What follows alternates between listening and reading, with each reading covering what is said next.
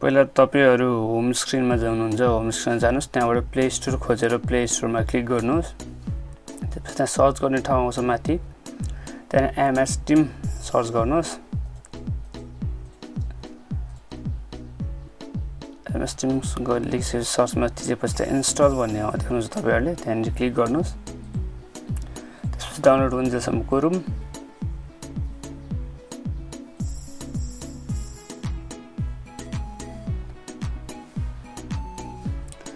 त्यो भइसकेपछि download install भएपछि ओपन गर्नुस् ओपनमा क्लिक गर्नुस्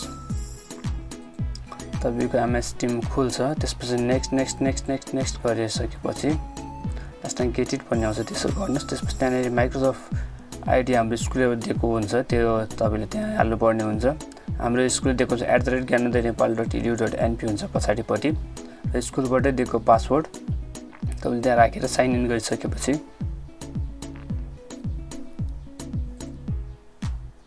साइन इन थिच्नुस् त्यसपछि तपाईले यस्तो स्क्रिन हेर्नुहुन्छ स्क्रिन देखिसकेपछि त्यहाँनिर तपाईको बच्चा जुन क्लासमा पढ्ने त्यहाँनिर क्लास हुन्छ र त्यो क्लासमा क्लिक गरिसकेपछि